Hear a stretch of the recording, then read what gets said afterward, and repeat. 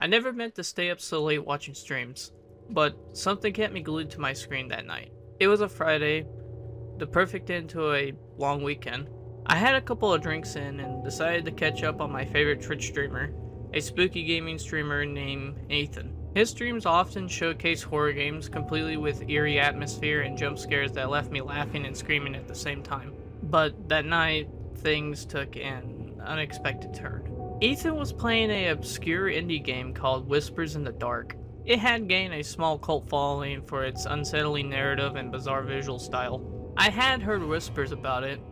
Viewers claimed it had a unique quality that it felt almost too real at times. I was skeptical, but as I watched, I found myself becoming entranced. As the game started, the graphics had a grainy texture, reminiscent of an old VHS tape. The protagonists, a nameless character, found themselves alone in a decaying house with nothing but a flashlight. It wasn't long before Ethan began to joke about the game's uncanny atmosphere. The way the shadows twist unnaturally and the whispering sounds that echo through the lonely corridors.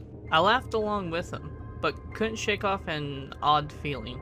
As the game progressed, I started to notice something was off. An unsettling familiarity crept into my mind. The layout of the house, the creak, the floorboards, and the whispering voices in the background felt almost personal. I could have sworn I had seen it somewhere before. Ethan's reactions were entertaining at first, but soon they began to change. His laughter faded into nervous chuckles. Occasionally, a flicker would cross his face, as if he was experiencing something just out of reach. I couldn't help but lean in closer to the screen and caught between anxiety and anticipation. What was that? He muttered, peering into the darkness of the game. A strange sound reverberated through my speakers, a whisper that was not part of the game. I glanced around my dimly lit room, feeling a chill I could not explain. When I turned back, Ethan was staring wide-eyed at the screen. "Did you guys hear that?" he asked, breaking his character for the first time. The chat exploded with comments, some calling it a part of the game, while others speculated that something was wrong. But Ethan shrugged it off, attributing it to ambience of the game. He pressed on, but I noticed the tension building in his voice, accompanied by a even stiffening demeanor. With each passing moment, what was once an entertaining stream began to feel increasingly dark. The game showed subtle changes.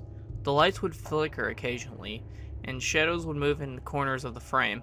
At one point, the character stumbled upon a mirror hanging on the wall. The reflection stared back at him, but there was something off about it. The face looked distorted, hollow, like it didn't belong. Ethan started to sweat as the intensity of this gameplay heightened. As the character ventured deeper into the house, he whispered underneath his breath, "This is getting weird." I could only agree. The entire atmosphere felt stifling, as if we were both in that house, breathing in the dust and unease together, each corridor echoing with a foreboding silence. Then came the moment that stopped my heart. The character was rummaging through an old cupboard, and suddenly, the lights in Ethan's streaming room flickered. My heart raced. I glanced at my own lights, still steady. Ethan, however, jumped back from the desk, eyes wide in disbelief. Did you guys see that?" His voice cracked slightly, clearly unnerved. Kate, one of the mods, quickly typed, "It's probably just the power, Ethan, don't panic." That was when I noticed the frame of his webcam, a darkening figure lingering in the background, half hidden in the shadows of his room. "Guys, I think someone's in the room," he said. Slowly, his eyes darted off the screen. The chat became a tidal wave of comments, urging him to turn around to check. I felt a chill run down my spine, every instinct screaming for me to turn off the stream, but something anchored me. It was a morbid curiosity, a fear that paralyzed me from disconnecting. And then, as if the virtual world and the real world were colliding, the figure stepped closer to the camera, fully illuminated by the glow of his screen. It was a silhouette of a person, unfathomably thin, ragged clothes hanging off their emaciated frame, a small twisted smile carved across their lips. They didn't look human. "Ethan, get out!" I screamed in my living room, although I knew he couldn't hear me. As the figure reached towards him, the screen cut out for a chilling second, and then everything went dark. Just like that, the stream ended, leaving us with nothing but the sounds of static. My heart pounded in my chest. I couldn't breathe. My mind was racing through the possibilities. Some viewers began to speculate it was a prank, while others were understandably concerned. But something with me trembled with dread. I knew that the figure wasn't an act. It was too real, too raw. My hands shook as I searched for his social media accounts, desperately hoping to find something, a sign that he was okay. But there was nothing. Hours passed and there was still no word from Ethan. I checked his Twitter.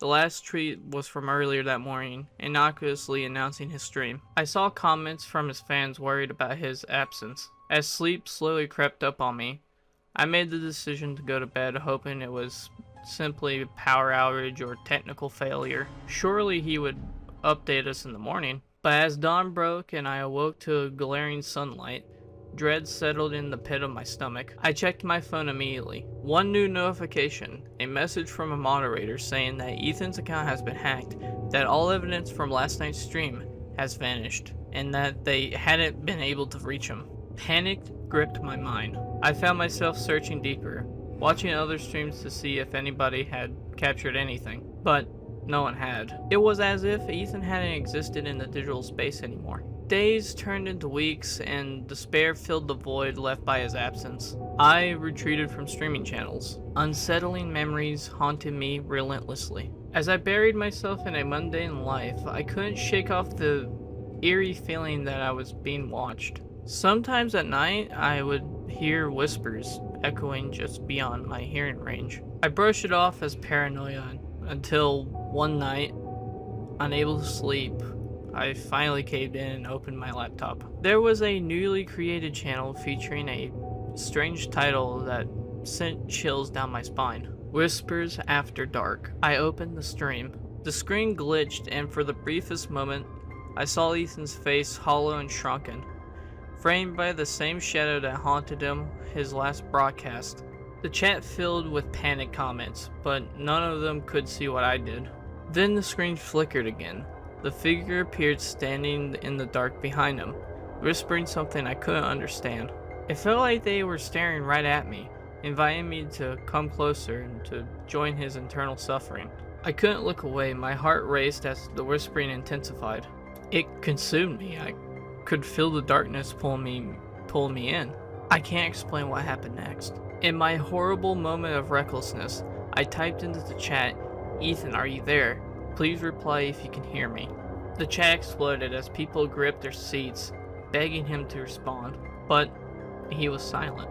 The whispers elevated, and those familiar distorted tones reached my ears. It was Ethan's voice hidden beneath the layers of static, calling for help, choked and broken.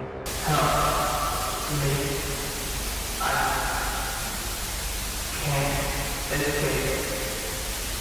The feed cut abruptly, leaving only the static. I slapped my laptop shut, shaking. I knew I had crossed the line I could never uncross. As the days stretched on, sleep depravity and dread conquered me. My mind started to fracture. I dreamt of that figure looking at me in my room, whispering my name, beckoning me to join the emptiness. I was awake, yet trapped in my nightmares. The lines between reality and the unknown smeared relentlessly. Finally, a month later, a post appeared on Ethan's old account. A stream was scheduled for that night. As dread filled my heart, I joined, unable to keep away. The stream loaded, and the darkness developed, but there was no Ethan. The same figure stood under the flickering lights, twisted and grotesque, as they grinned unknowingly into the camera. They beckoned to the viewer, inviting everyone to enter the long-forgotten house. I felt icy fingers wrap around me, pulling me deeper into the screen. Join us. Its voice echoes in the back of my mind. There is room for you in the dark. And I understood. I felt the pull. It was terrifyingly easy to linger in this emptiness. I've already lost everything. And as I sit here before my screen trembling, a part of me knows that soon I'll answer that call. Soon I'll join them. Just one more whisper until I'm nothing but a voice. I don't know how long I can hold out. I can feel the walls closing in, the shadows creeping closer. Ethan might have been the first, but he won't be the last. That darkness isn't done with anyone who watches, and it wants me to. You must remember this. Whatever you do, don't go looking for them. The whispers in the dark can call to you just as easily. And that right there was the last live stream, which is kind of semi-newer creepypasta. And when you really look at it, just face value, it's not too bad. I just got kind of confused about the game part, because I was kind of like, okay, well, how did you get a hold of this game? How did you know about this game? You know, it seemed like everybody kind of knew a little bit about it. It just seemed like the whole video game part of it was really just pointless. They could have just took the whole streamer aspect of it and like had the character go to some haunted house and then some crazy stuff happens, instead of having to kind of wrap the whole video game part aspect around it. But when it came to like all the streaming stuff, I thought that was kind of interesting, because I don't think I've ever heard of a creepypasta talk about like Twitch or like Twitter or anything like that. But then again, most of the creepypastas I like were like made like a decade ago, so that's probably why. But to wrap this up, all in all, I thought it was really decent. I mean, I'm still kind of scratching my head the whole video game aspect of it. But other than that, what do you think? And that's pretty much it. Skilly bobbity boop. I'm out.